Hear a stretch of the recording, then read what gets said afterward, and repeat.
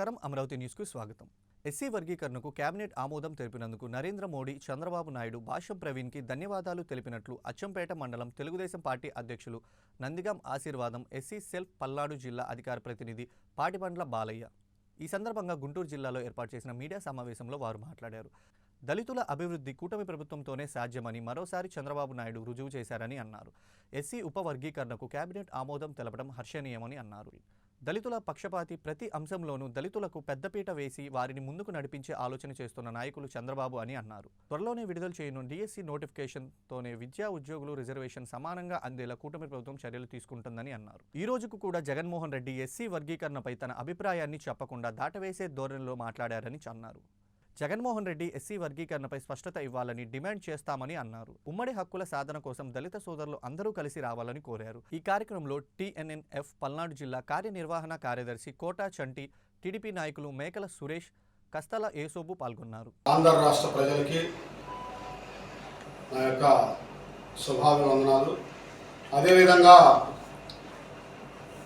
ఈరోజు ఎస్సీ ఉపకులాల వర్గీకరణ అంశంలో మొదటి నుంచి కూడా చంద్రబాబు నాయుడు గారు చొరవ చూపి ఏదైతే రాజ్యాంగంలో పొందుపరిచిన విధంగా రాజ్యాంగ ఫలాలు అందరికీ అందే విధంగా దీన్ని ప్రతి పార్టీ కూడా మద్దతు ఇచ్చి ముందుకు నడిపిస్తూ ఉంది.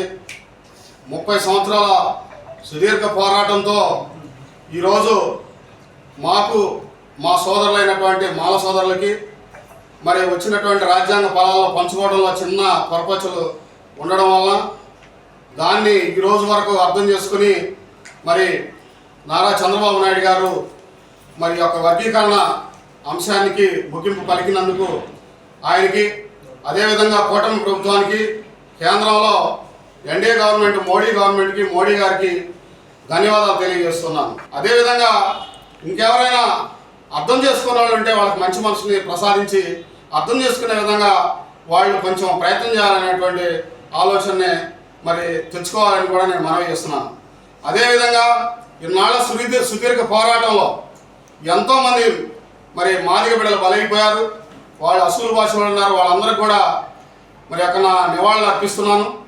అదేవిధంగా ఈ రోజుకైనా ఈ వర్గీకరణ ఫలాలని మరి పక్కన పెట్టి మనకి వాళ్ళు ఏ విధంగా అయితే ఇవాళ గవర్నమెంట్ ఇచ్చింది సమానంగా అదే రాష్ట్రం క్యాబినెట్ ఆమోదింపు చేయటం, అదేవిధంగా గవర్నర్ గారు కూడా దాన్ని ఆమోదించి న్యాయశాఖకు పంపించడం కూడా మన రాష్ట్ర ప్రభుత్వం గౌరవనీయులు శ్రీ నారా చంద్రబాబు నాయుడు గారు ఎప్పుడు కూడా వర్గీకరణపైనే మరి ఎంతో శ్రద్ధతో వర్గీకరణ చేశాడంటే ఇది కూటమి ప్రభుత్వమే మరి ఎంతో కృషి చేసింది.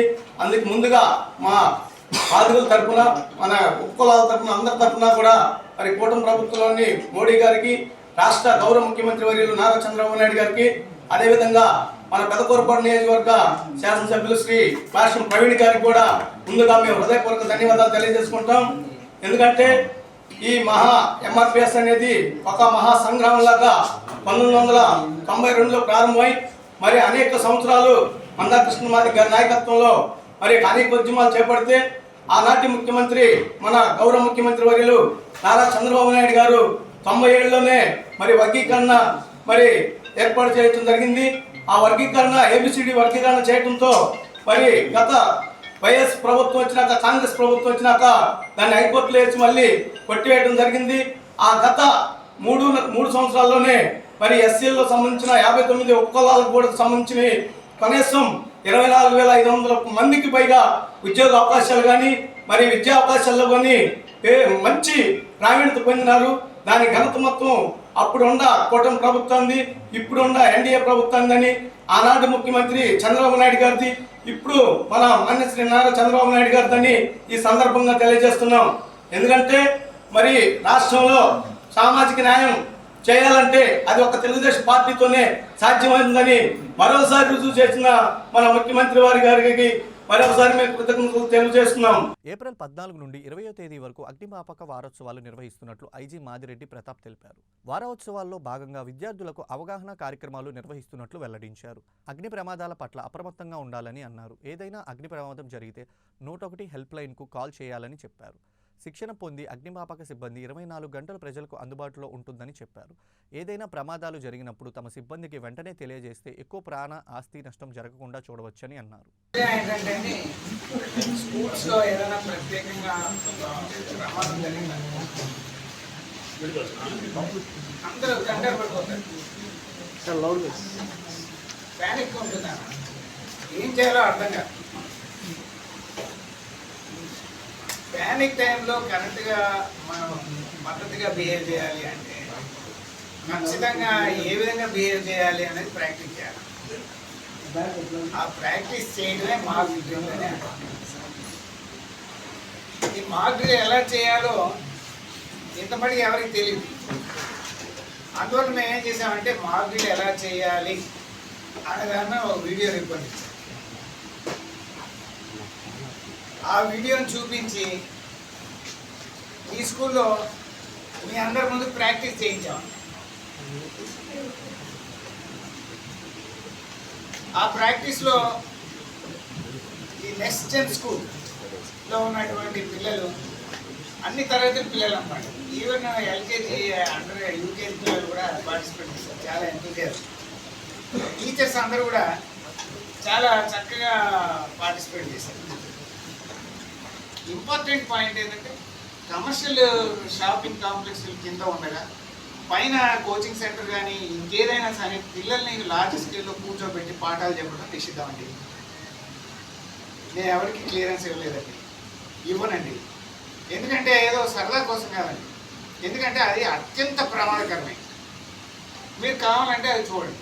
సో ఇటువంటి సూచనలు సలహాల ప్రకారంగా నేను ఎన్ఓసీలు అంటే స్కూల్స్కి పర్మిషన్స్ ఇస్తున్నాను.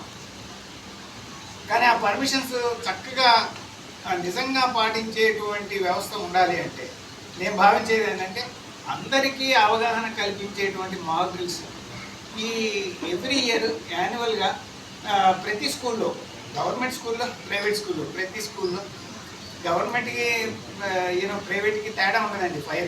ఫైర్ ఈజ్ సైన్స్ ప్రకారం నడుస్తుంది. అందుకని అందరూ పాటించాల్సినటువంటి అవసరం ఉంది. దాంట్లో తల్లిదండ్రుల సమక్షంలో చేస్తే తల్లిదండ్రులే దాంట్లో ప్రమాణాలు పాటిస్తున్నారా లేదా అని చూడటానికి అవకాశం ఉంది. వాళ్ళు ఉత్తరం రాస్తే వాళ్ళ ఉత్తరాల మీద మేము స్పందించి దాన్ని క్యాన్సిల్ చేస్తాం. సో అందువల్ల ఐ బిలీవ్ ఇన్ తల్లిదండ్రుల పర్యవేక్షణలో స్కూల్స్ ప్రమాణాలు పాటిస్తాయని, దాని తర్వాత అందరికీ అవగాహన కల్పిస్తే మనం ప్రమాదాలని నివారించవచ్చని, తగ్గించవచ్చని ఫైర్ డిపార్ట్మెంట్ వారి సహకారంతో చేయడం జరిగింది. స్కూల్లో ఉన్నటువంటి స్టాఫ్కి, స్టూడెంట్స్ అందరినీ కూడా ఒకసారి స్మోక్ కానీ ఫైర్ కానీ వచ్చినప్పుడు ఎలా ఎవాక్యుయేట్ చేయాలి, చేసిన తర్వాత గదుల్లో ఒకవేళ బాత్రూమ్స్లో కానీ ఎక్కడైనా మిగిలిపోయిన విద్యార్థుల్ని అక్కడ స్కూల్లో నుంచే పిల్లలతోటి సెర్చ్ అండ్ రెస్క్యూ టీమ్ తయారు చేయడం కానీ, ఎవాక్యువేషన్ టీమ్ కానీ అవన్నీ కూడా మాకు వాళ్ళు నేర్పించడం జరిగింది. విద్యార్థులతోటి ప్రాక్టీస్ ఎక్సర్సైజ్ అంతా కూడా చేయడం జరిగింది. దీనికి స్టేట్ డీజీ గారు మాదిరెడ్డి ప్రతాప్ రెడ్డి సార్ గారు కూడా వచ్చి పర్యవేక్షించారు. ఆర్ఎఫ్ఓ గారు, డిఎఫ్ఓ గారు, జిలాని గారు, ఆర్ఎఫ్ఓ అందరూ సిబ్బంది మొత్తం ఫైర్ డిపార్ట్మెంట్ అందరూ కూడా నిన్న కూడా వచ్చి మాకు ఒకసారి చెప్పి అలాగా టీమ్స్ని ఎలా చేయాలని చెప్పారు. తద్వారా ఇట్లానే మిగతా స్కూల్స్ వాళ్ళని కూడా ఇక్కడ రీజన్లో వాళ్ళందరినీ కూడా పిలవడం జరిగింది. ఎందుకంటే వాళ్ళు ప్రతి స్కూల్కి వెళ్ళి మేము చేయలేము, మీ ద్వారా మిగతా వాళ్ళందరికీ కూడా తెలియచేయాలి అనేది మాకు చెప్పడం సూచించడం జరిగింది. మిగతా స్కూల్ యాజమాన్యం అందరూ కూడా వచ్చి ఉన్నారు. సో దీన్ని ఒక ఇక్కడ గుంటూరు ఒక నెక్స్ట్ జెన్ స్కూల్ అని కాకుండా స్టేట్ వైడ్గా సార్ ఇందాక చెప్పినట్లుగా both government and private schools అన్నింటిలో కూడా మా వైపు నుంచి స్కూల్ మేనేజ్మెంట్స్ తరఫు నుంచి కూడా అసోసియేషన్ వారి తరఫు నుంచి కూడా అన్ని చేస్తామని, అట్లానే తల్లిదండ్రులకి విద్యార్థులకి కూడా అవగాహన కల్పించి మన స్టేట్లో ఎటువంటి ఫైర్ యాక్సిడెంట్స్ ఒకవేళంటే వాటిని పూర్తిగా మనం నివారించలేకపోవచ్చు, బట్ అది జరిగినప్పుడు ఎలాగ దాని నుంచి మనం తప్పించుకోవచ్చు అనేది ముఖ్య పాఠంగా వాళ్ళకి ఈ రోజున చేయడం జరిగింది. దీనికి ఇక్కడ దాకా వచ్చి పర్యవేక్షించి మా అందరికీ కూడా చెప్పిన టోటల్ ఫైర్ డిపార్ట్మెంట్ అందరికీ, ఆ స్కూల్ యాజమాన్యాలందరి తరఫున, మా నెక్స్ట్ స్కూల్ అందరి తరఫున మరొకసారి ధన్యవాదాలు, కృతజ్ఞతలు తెలియజేస్తున్నాం.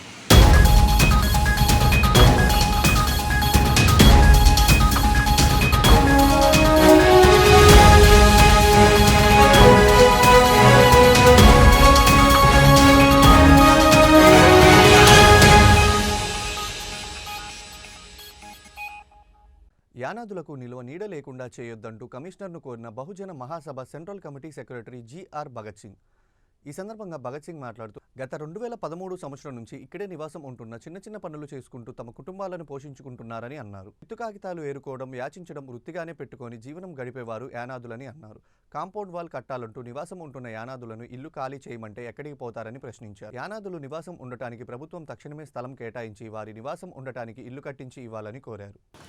కాకుమాను వారి తోట 5వ లైన్ కార్మిక శాఖ స్థలం యానాది కాలనీకి సంబంధించి దాదాపు ఇక్కడ 2013 నుంచి ఈ యొక్క యానాదులందరూ ఒక 25 కుటుంబాల వారు చిన్న చిన్న గుడిసెలు వేసుకొని జీవిస్తూ ఉన్నారు. ఆనాటికి వీళ్ళకి ఎటువంటి ఆధార్ కార్డులు ఏమీ లేవు. 2014 నుంచి అందరికి కూడా ఆధార్ కార్డులు తెప్పించి ఈ యొక్క అడుక్కుంటున్న పిల్లలందరినీ కూడాను చదువు నేర్పడానికి సంబంధించి అర్థం చేసుకొని ఆధార్ కార్డుల ద్వారా ఎదురుగా ఉన్న స్కూల్లో చేర్పించి అక్కడ నుంచి వీళ్ళందరినీ కూడాను మరి తాగుడు నుంచి అడుక్కోవటం దగ్గర నుంచి అనేక రకాలుగా మార్పులు తీసుకొస్తూ పనిచేస్తూ ఉన్నాం. బహుజన మహాసభ ఆధ్వర్యంలో ఇదంతా కూడా నడుస్తూ ఉంది. ఆ బిడ్డలందరూ కూడాను విద్య వైపు నడిపించి అసాంఘిక శక్తులుగా మారకుండా ప్రయత్నం చేస్తూ ఉన్నాం. దీంట్లో భాగంగా అనేక సంవత్సరాలుగా ప్రభుత్వానికి అర్జీలు పెట్టుకుంటున్నప్పటికీ ఇళ్ల స్థలాలు ఇవ్వమని ఎవరు కూడా ఇవ్వకుండా ఇప్పటివరకు జాప్యం చేస్తూ వస్తున్నారు. మరి గత సంవత్సరంలో 10 నెలల్లో అర్జెంటుగా ఇక్కడ అన్ని ఖాళీ చేసేయాలి, ఇక్కడ హాస్పిటల్ కట్టాలి అని చెప్పేసి ఉధృతంగా వచ్చినప్పుడు అధికారులని, కలెక్టర్ గారిని, కమిషనర్ గారిని, ఎమ్మెల్యే గారిని, మరి అట్లాగే కేంద్ర మంత్రి పెమ్మసాని గారిని అందరినీ కూడా కలిసి మాట్లాడినప్పుడు తప్పకుండా మీకు ఇస్తాం, మీరు అక్కడే ఉండండి, ప్రస్తుతం ఖాళీ చేయాల్సిన అవసరం లేదని చెప్పి హామీ ఇచ్చారు. మరలా ఇప్పుడు హాస్పిటల్ కట్టడానికి సంబంధించి గోడ ఏర్పాటు చేయబోతున్నారు. వీటికి గోడ కట్టాలి కాబట్టి అర్జెంటుగా మీరు లెగవాలన్నారు. ఎక్కడికి వెళ్ళాలి లెగవాలంటే ఎదురుగా ఉన్నటువంటి ఖాళీ స్థలాలు ప్రస్తుతం వేసుకోండి, మీకు ఖచ్చితంగా ఇళ్ల స్థలాలు ఇస్తామని చెప్పేసి ఎమ్మెల్యే హామీ ఇచ్చినప్పటికీ వేసుకోమంటున్నారే తప్ప ఆ ఎదురుగా ఉన్న పైపుల్ని ఇవన్నీ కూడా తీయకుండా వాళ్ళు జాప్యం చేస్తూ ఉన్నారు. దీనికి సంబంధించి ప్రభుత్వం వెంటనే చర్యలు తీసుకొని వీళ్ళందరికీ కూడాను ఇళ్ళు ఏర్పాటు చేసి, ఇళ్ల స్థలాలు ఏర్పాటు చేసి వాళ్ళకి నిలబెట్టాల్సిన బాధ్యత ఉంది. మరి వీళ్ళందరూ కూడాను మన ఓట్లప్పుడు కూడా ఎవరికి కూడా అమ్ముకోకుండా, డబ్బులు తీసుకోకుండా నిజాయితీగా ఓట్లేసిన పరిస్థితి. ఈ మొన్న కొత్తగా వచ్చిన ఓట్లతోటి వీళ్ళందరికీ కూడా ఓట్లేసి గెలిపించినట్టు పరిస్థితి ఉంది. దాని అప్పటి నుంచి ఇప్పుడు దాకా ఇవ్వటమే లేదు. అక్కడే ఉండండి, ఆడే ఉండండి అని చెప్తున్నారే కానీ వాళ్ళు ఇచ్చింది లేదు. ఏంటయ్యి అక్కడే ఏంటయ్యి ఇల్లు లేక స్థలమో ఏదో మనకేం కావాలి. మేము గుడిసెలు ఉండేవాళ్ళము, కాగితాలు ఏరుకునే వాళ్ళము, చిన్న చిన్న పనులు చేసుకునే వాళ్ళం. ఆ పూట సంపాదించుకొని తినేవాళ్ళము. ఆ వాకిలి ఈ వాకిలి ఊడ్చుకొని బతికే వాళ్ళము. మాకు పెద్ద ఉద్యోగాలు ఏం లేవు. ఆ పూట సంపాదించుకునేదే మాకు ఎక్కువ.